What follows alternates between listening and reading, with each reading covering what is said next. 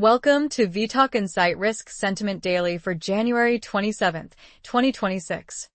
Cross-asset signals are flashing mixed today, with gold at record highs, currencies swinging, and yet U.S. equities still grinding higher.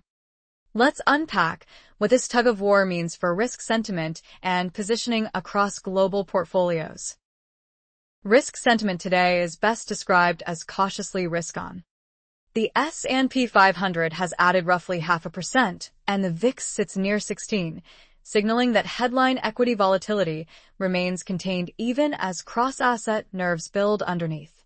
Investors are still willing to hold risk, supported by expectations for solid earnings growth and a resilient U.S. economy, while small caps, emerging markets, and select cyclicals continue to attract interest. Credit markets also look constructive, with room to earn income without taking extreme duration or credit risk. Beneath that surface calm, safe haven demand is intense. Gold has surged through the 5,000 level with its biggest weekly gain since 2020. The yen and Swiss franc are strengthening, and volatility in Japanese government bonds and foreign exchange is driving a broad repositioning away from the dollar. Energy prices are spiking on severe winter storms and supply disruptions, while political risks from a potential U.S. government shutdown to escalating tariff threats add to uncertainty. Compared with recent sessions, the pattern from the last few days persists: selective, hedged risk-taking rather than broad-based exuberance, with investors carefully balancing strong growth and earnings against rising macro and policy tail risks. A key bullish force is strong earnings and growth in equities. In the U.S., corporate results are running ahead of expectations, with S&P 500 earnings projected to grow around 15% and small and mid-cap companies expected to deliver even faster profit growth. That profitability picture sits on top of a macro backdrop where U.S. growth for 2025 is seen above 2%, supported by robust household spending, solid capital expenditure, and the prospect of additional fiscal stimulus further out. Together, this supports the idea that the earnings cycle still has room to run. Importantly, earnings strength is broadening beyond the familiar mega-cap leaders.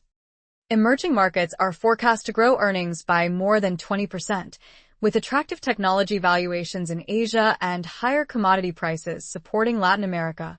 Within developed markets, investors see U.S. equities as better positioned than Europe, where growth is weaker, regulation heavier, and fiscal support more limited. That divergence is encouraging a rotation into U.S. small caps and select emerging markets, suggesting a healthier, more diversified leadership than a narrow, tech-only rally. There are, however, clear caveats to this earnings-driven optimism. Company commentary points to soft consumer confidence and pockets of weakness beneath the strong headline data, while banking sector earnings, in particular, are seen as vulnerable if any negative surprise emerges. European equities face structural headwinds from sluggish profit growth and the absence of large-scale fiscal stimulus, which is pushing some investors to favor emerging markets instead. With a pivotal week ahead for major tech firms, European banks, and luxury names, the key question is whether solid earnings can keep offsetting higher energy costs, FX volatility, and policy noise. Another important bullish driver is the AI-driven capex and infrastructure boom. Major technology companies are planning exceptional levels of investment, with one leading cloud provider alone targeting around $150 billion of capital spending this year. Semiconductor demand is surging, as seen in large chip orders from Chinese tech platforms and a $2 billion investment from NVIDIA into a key data center partner, while NVIDIA is also rolling out new processors that could reshape competition with other chipmakers. This AI build-out is spilling into the real economy. Cloud businesses at Microsoft and Alphabet are growing revenues at roughly 35 to 40%, largely driven by AI-related workloads, and companies at the core of AI infrastructure and inference are reporting record revenue growth. Supporting this, demand for power, data centers, and critical minerals is accelerating, with electrification and AI trends expected to lift consumption of copper, platinum, and rare earths. That, in turn, underpins the multi-year bullish narrative for parts of the commodity complex and selected emerging markets linked to these supply chains. Still, the AI boom is not a one-way bet.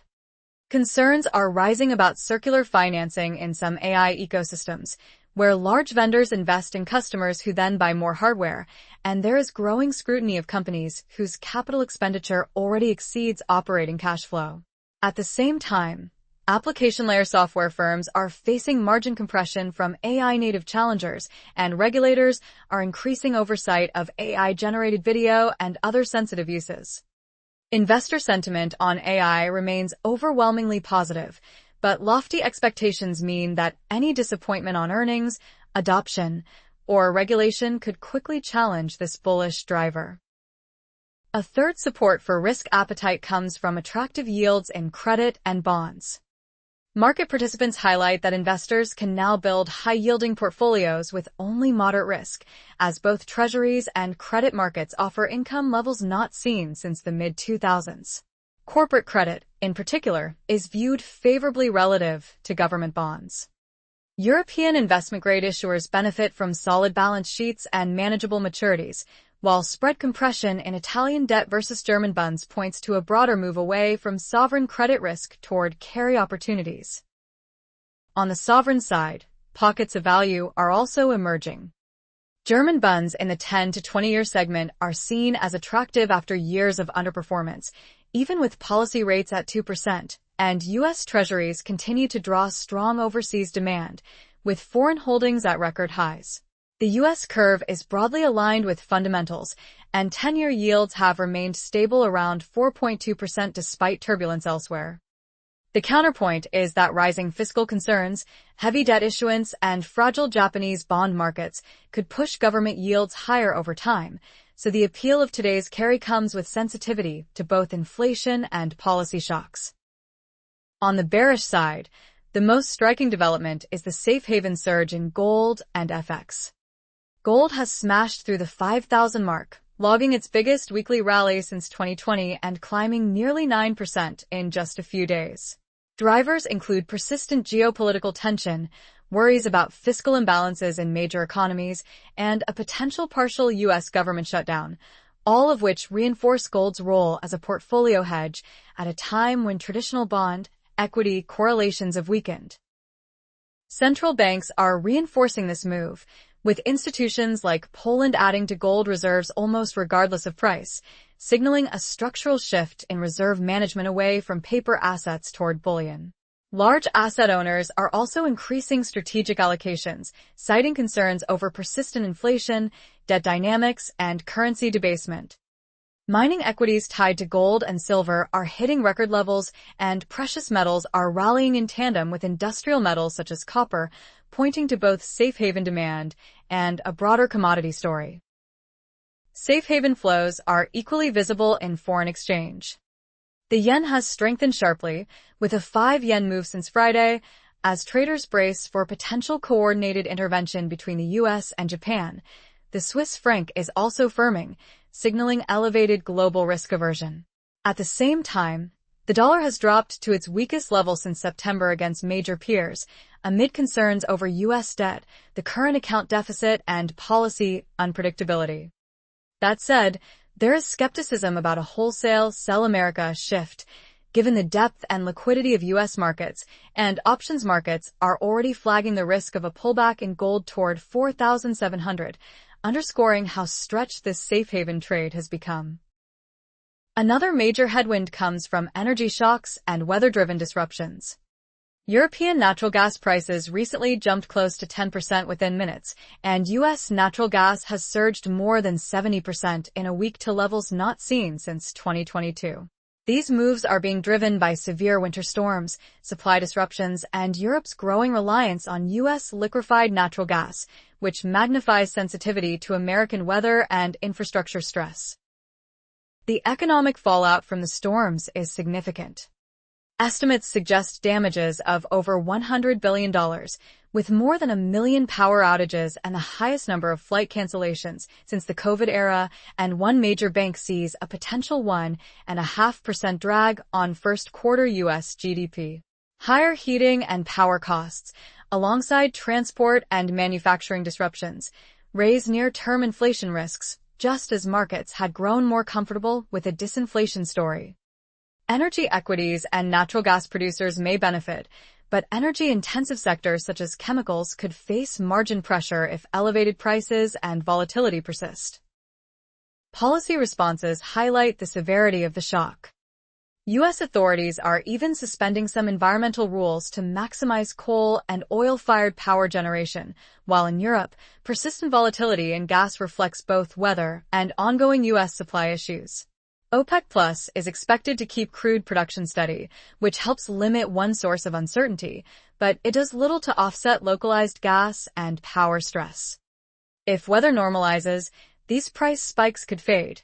If not, the combination of higher inflation, weaker activity, and political pressure around energy affordability would become a more durable drag on risk sentiment. The third key bearish driver is a spike in policy and geopolitical uncertainty. In Washington, the risk of a partial U.S. government shutdown has risen sharply as political deadlock over Department of Homeland Security funding intensifies.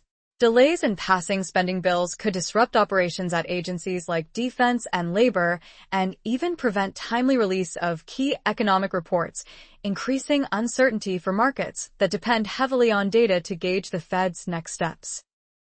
Global trade and security frameworks are also under strain. Threats of 100% tariffs on Canadian exports, pressure over Canada's links to China, and stalled implementation of the EU trade deal are fueling concerns about a more fragmented, less predictable rules-based order. Sharp rhetoric around NATO, stalled defense spending plans in Europe, and ongoing tensions in the Middle East and the Taiwan Strait all add to geopolitical risk premia, with energy and defense sectors reacting as perceived winners while broader trade-exposed sectors face headwinds. Finally, central bank politics are another source of noise. Investigations and Senate resistance are delaying the appointment of the next Federal Reserve chair, while heightened scrutiny of the Fed raises questions about its independence, even though market participants still broadly trust its inflation-fighting credentials. Policy uncertainty around banking regulation and potential credit card rules is creating headwinds for parts of the financial sector, and globally, the upheaval in Japan's leadership and military ranks adds another layer of geopolitical unease. For markets, the key issue is not a single headline, but the cumulative effect of many overlapping policy and geopolitical risks that make it harder to take large, directional risk without robust hedges. To sum up, markets are navigating a cautiously risk-on backdrop where strong earnings, an AI-powered investment cycle, and attractive credit and bond yields continue to support risk-taking, even as a powerful safe haven bid in gold and FX, weather-driven energy shocks, and rising policy and geopolitical uncertainty keep investors on alert.